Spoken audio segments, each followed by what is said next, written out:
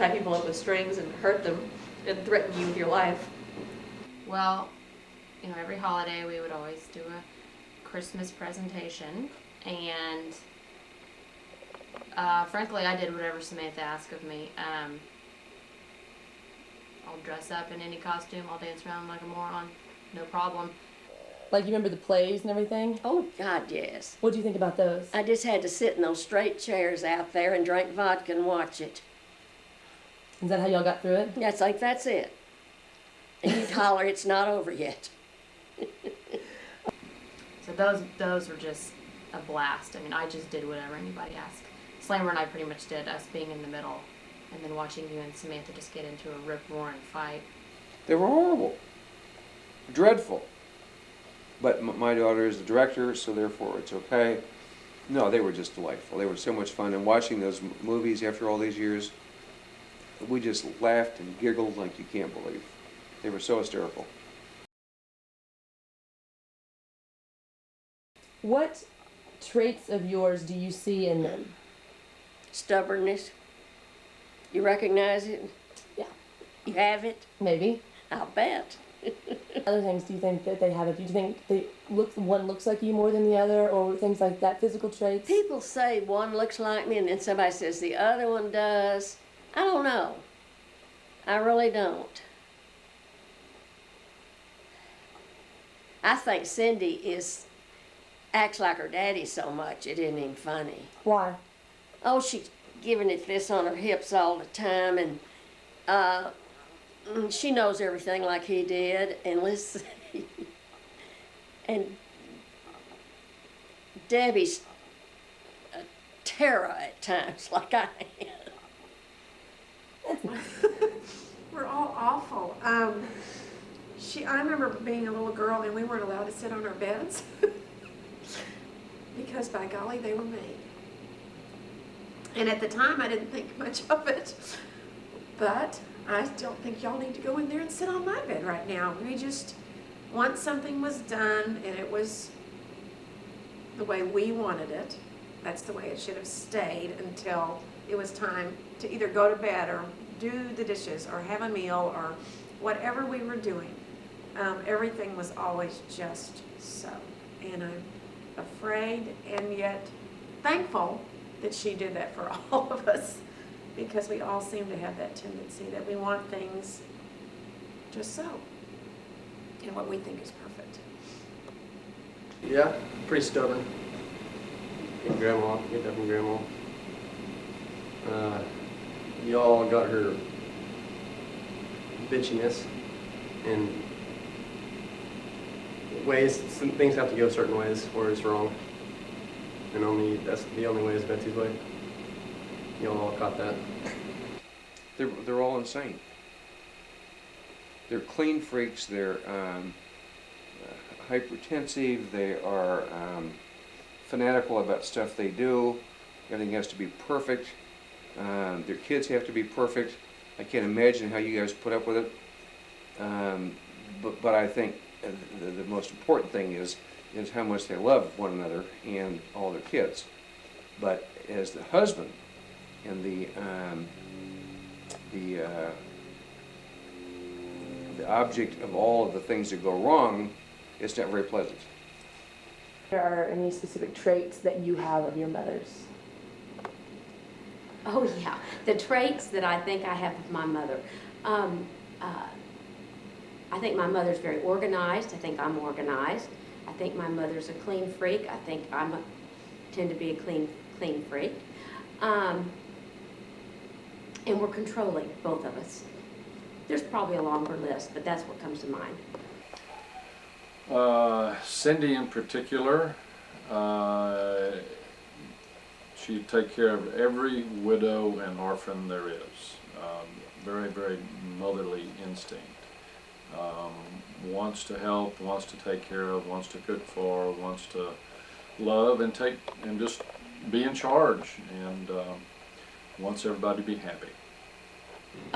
Let's see, traits that Debbie had that are like my mother. I think they listen to people, and they'll be quiet and really good listeners. Do you think that any of your kids or me and Leslie Ann have traits similar to them? Oh God, it's horrible. You want to describe They're them? like Xeroxes. They're How? identical. How? Just anal, just crazy, just exactly the same way. I think that we all have her stubborn streak, and we are all always right, and our way is the only way to do things, and there's no gray, just black and white. It's my way or it's not happening. So I think we all have a little bit of that. Samantha is hard-headed and stubborn, and also loving, like her grandmother and like her mom. I like Cindy. Samantha is definitely, I think, has her love of family and She of used to our beat me. family. And well, that's changed. It's developed into different ways. But I mean, if we're looking at Samantha now, I think she has now realized how important we are. But I think maybe as we've all matured, that sense of family has strengthened, and I think Samantha has that. I really do. It's so important to her. And I think I got the piece of grandmother of the organization, the mom, the caretaker. I think I received that gene. Leslie Ann is the motherly sort, and Amanda is like Betsy with her temperament. Liking to be in charge of the situation and liking to tell everybody what to do and not always listening And those are all and being good. told what to do. Those are always good qualities, right? Well, yeah, they're headstrong stuff, and it's good. You want good spirit with people. Amanda has her spunk. Slammer is taking the role of granddad, and I think that according to grandmother, I think Slammer is a little version, and so I think he definitely has her push her to make everything better, to make everybody happy, to do the best he can do, to take care of others. I think you all have a lot of mine. I really do. You want to tell me what they are? Well, they're stubborn. Who is? All of us? All of you are opinionated, not going to do it that way, and that's okay.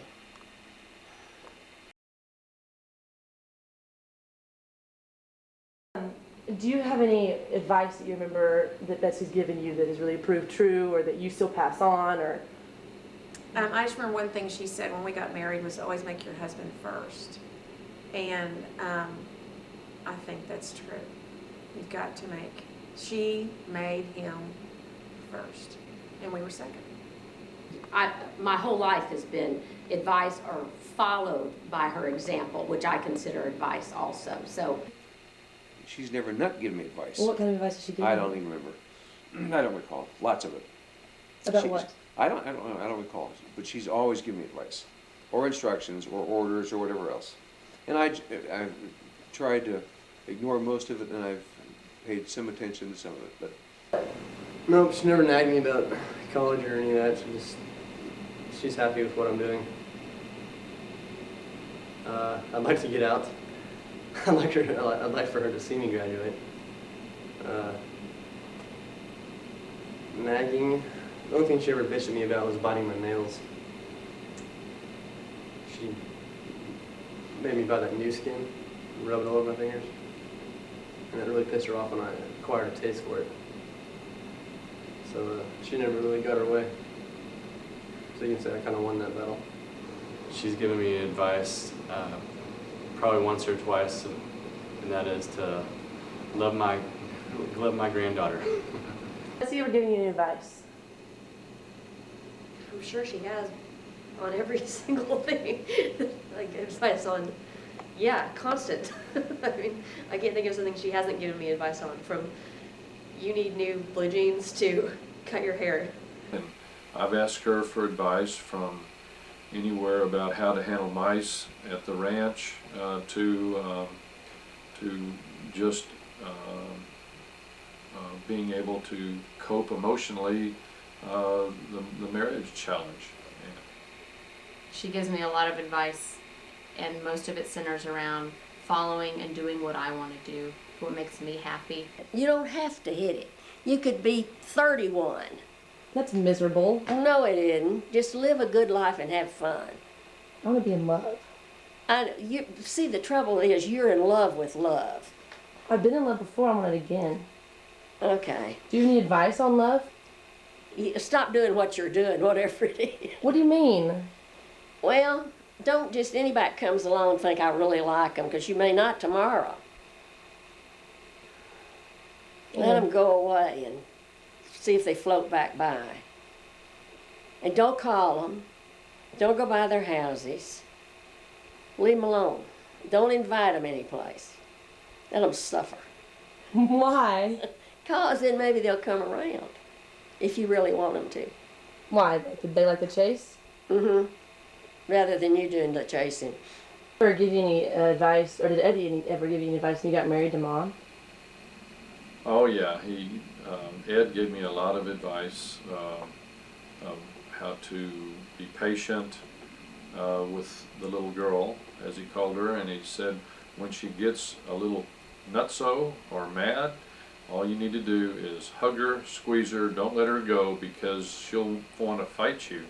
But then after a few minutes of holding her, she'll start laughing and giggling and hugging, and I have seen that. So that was his first advice. What, dude, when you were marrying Debbie, did they ever give you, Betsy or Eddie, give you any advice or say anything to you?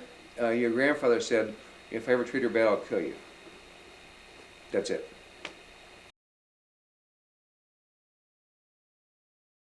Do you have any dreams or wishes for your grandkids? For them to keep on going like they are now and achieving, taking care of themselves, which you're all going to be doing. And the thing that all four of you realize you have to do that. Wishes do you have for your girls, for their future? To be as happy as they are now. And if everybody, I know I say this too much, stays together, then it's a family and they can handle anything, and that's the way I want them. I don't want anybody left alone, ever. Do you have any, maybe, I guess, wishes for her as she continues her life?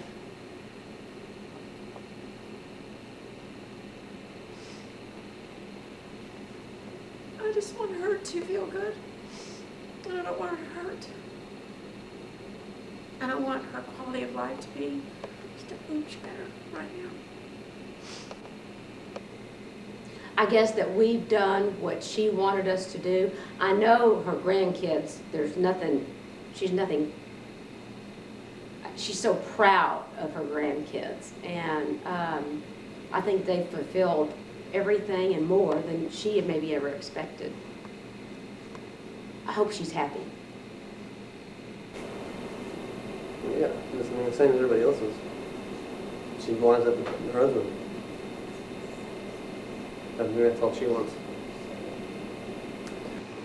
I think Betsy probably has had such a happy, full life that I think she's already blessed, and we're all blessed ourselves to have each other in our lives. I think that she's,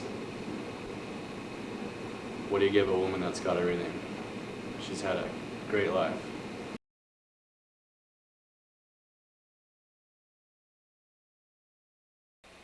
What are the things that make you the most happy today? Today, like when you came in a while ago, makes you feel better. And hearing good things about all of you. That's the stage I'm in life. Like what? What do we do to make you happy? What you're doing, anything you're doing, I want to hear it. I want to know about it.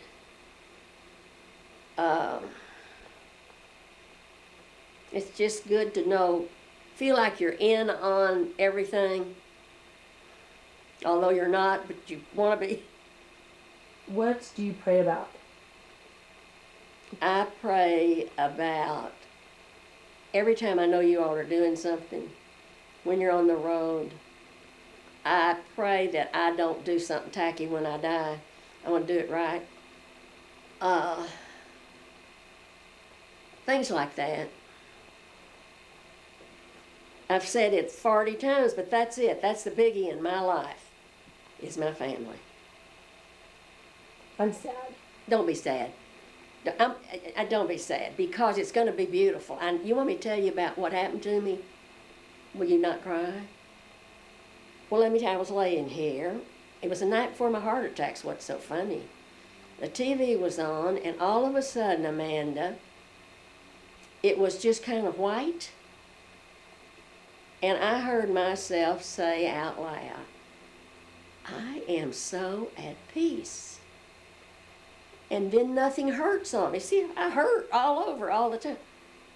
Nothing hurts. I am so at peace. And then I could hear the TV again, and that lovely experience was going. But you know what? I think they kind of thought about coming to get me. And then the next day, they just warned me. And don't be sad, because that's the way it's going to happen if I have my way. And I'm going to try to lay here and look good while it's going on. What are your thoughts about religion and God? Huh? What are your thoughts about religion and God? Well, I think he's in charge of everything, and anybody that doesn't is an idiot. And I love being a Presbyterian, but all other religions are wonderful. Anything anybody wants, if they'll just be one. That's the main thing, be one. What do you want to say to him when you get to heaven? Are you excited about that? About what? Getting to heaven? Sure I am. Told you I nearly went the other night, and I thought it was just fabulous. What are you going to say to him? But to him, well, he always told me what he was going to be doing. He adored horses better than anybody in the world. And he got to ride. We went to Clint Murkison's ranch that had Lipizzan horses. And this Mexican that took care of him was very testy about him. Nobody's supposed to ride him or touch him. But he realized that Eddie could do it, so he let him ride that white Lipizzan horse. And Eddie